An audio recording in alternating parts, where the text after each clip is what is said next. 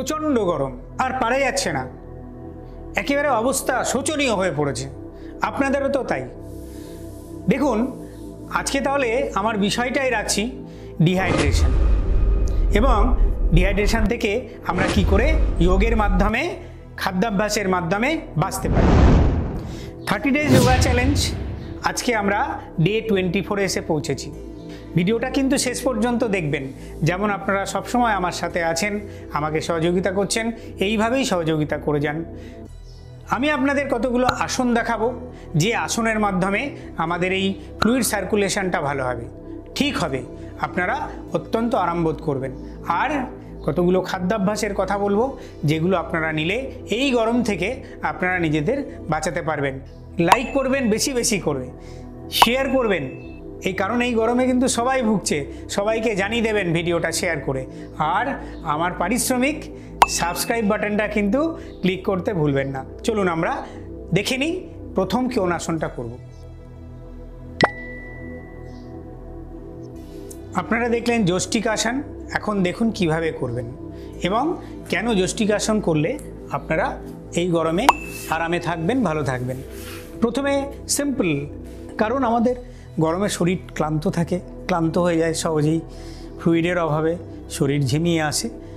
আপনি শুয়ে পড়ুন, শুয়ে পড়ে আপনি দুটো হাতকে পিছনের দিকে নিয়ে যান, দেখুন আরাম বোধ করছেন সাথে সাথে, কারণ আমাদের নার্ভাস সিস্টেমটাকে সাথে সাথে অ্যাক্টিভ করে দেয় যষ্টিকাসনে।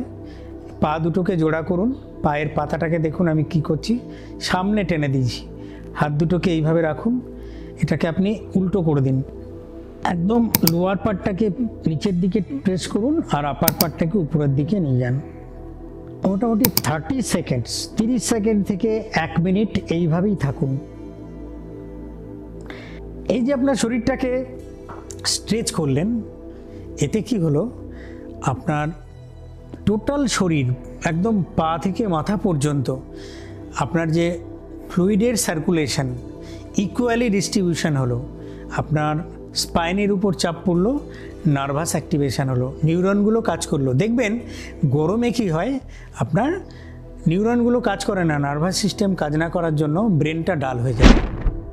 ডিহাইড্রেশনের জন্য কি হয়, আমাদের brain function, kidney function, digestive system, আমাদের প্রোডাক্টিভিটি, সেগুলোও কিন্তু ডিস্টার্ব হয়।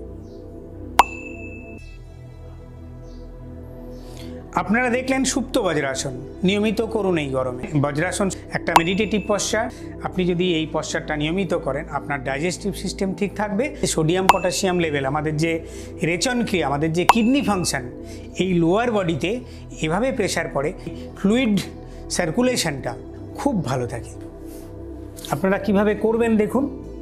প্রথমে আপনি হাঁটুতে বসলেন, বসে পায়ের উপর বসুন। দেখুন আমি আগেই বলেছি স্থির সুখম আসনম, আমার ভিডিওতে, অনেক ভিডিওতে বলেছি মহারিষি পতঞ্জলির কথা। যখন আপনি কোনো আসন করবেন, যতটা নিজের সাধ্য ততটা করবেন, এক্সট্রিম করার কোনো ব্যাপার নেই। আমি গেলাম, আমি ধীরে ধীরে ধীরে ধীরে শুয়ে পড়লাম। শুধু দেখবেন পাটা যেন এমনি না থাকে, মানে আপনি পাটাকে এমনি রাখবেন না, এই যে এই পোর্শনে রাখবেন না, এটাকে পেতে দিতে হবে, দিয়ে আপনি শুয়ে পড়ুন। আপনি দুটো হাঁটুকে এক জায়গায় রাখতে পারেন, আবার আপনার সুবিধা মতন একটু গ্যাপও রাখতে পারেন, রেখে আপনি শুয়ে পড়ুন। দেখুন এই পুরো ডাইজেস্টিভ সিস্টেম এবং আমাদের যে এই লোয়ার ব্যাকটা, এই জায়গাটা, কিডনি, কিভাবে এফেক্টেড হচ্ছে। কোনো রকম কোনো ফ্লুইডাল ট্রান্সপোর্টেশনে যদি কোনো সমস্যা হয়, এই আসনটা ভীষণ ভালো। কতক্ষণ থাকবেন, 30 সেকেন্ডস থেকে 1 মিনিট, 3 থেকে 5 সেট করবেন। আপনারা নিজেদের সাধ্য মতন থাকবেন। আর একটাই আসন দেখাবো আজকে, সেটা হচ্ছে শবাসন। আমার চ্যানেলে যারা নিয়মিত আছেন তারা দেখবেন শবাসনের একটা ভিডিও দিয়েছিলাম। এই গরমে খুব বেশি করে দরকার রিল্যাক্সেশন। আসুন আমরা শবাসনটা দেখে নিই। আমরা চিত হয়ে শুয়েছি, দুটো পায়ের মধ্যে গ্যাপ হচ্ছে 1.5 ফিট, 1.5 ফুট মতন ডিস্টেন্স থাকবে। পায়ের এই পাতাটা সাইডে থাকবে, দুটো হাত আপনার শরীরের দুপাশে থাকবে। মোটামুটি 6 ইঞ্চি থেকে একটু বেশি হলে অসুবিধা নেই, 8 ইঞ্চি 10 ইঞ্চি মতন একটু সাইডে রাখবেন। হাতের তালু আকাশের দিকে থাকবে আর হাফ ফোল্ড থাকবে। মাথা আপনি সাইডে রাখতে পারেন, আকাশের দিকে রাখতে পারেন। Complete relaxation. আমার শবাসনের ভিডিওটা দেখে নেবেন, কারণ আজকে এটা পুরো বিস্তৃত ব্যাখ্যায় যাব না। শুধু আপনি একটা জিনিস খেয়াল রাখবেন, আপনার পুরো শরীরটাকে একদম শিথিল করে দেবেন।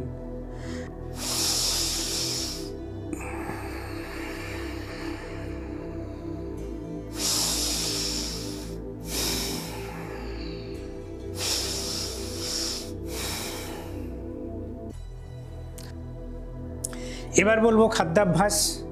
রোদে যাবেন না, ওআরএসটা সাথে রাখবেন।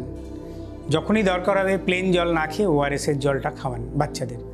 ডাবের জল আপনার সোডিয়াম পটাশিয়াম লেভেলটাকে, ইলেকট্রোলাইট লেভেলটাকে খুব সুন্দর রাখে। এই গরমে আপনারা টক দই খেতে পারেন, দইয়ের মধ্যে ল্যাক্টোব্যাসিলাস থাকে।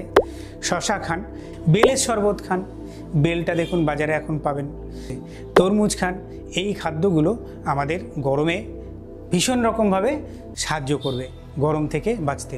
সাথে একটা কথা বলবো, এমন কিছু মানুষ আছেন যারা খুব বয়স্ক মানুষ, হাই প্রেশারের, যেগুলো পারবেন করবেন। শবাসনটা তো সবাই করতে পারবেন, যষ্টিকাসন সবাই করতে পারবেন।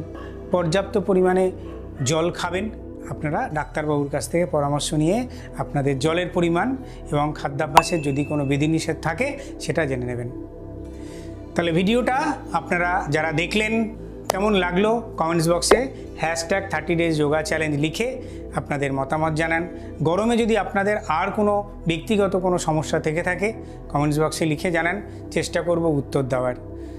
ভালো থাকবেন, সুস্থ থাকবেন, স্কর্চিং হিট থেকে বাঁচুন, ডিহাইড্রেশন থেকে বাঁচুন। সকলে ভালো থাকুন। নমস্কার।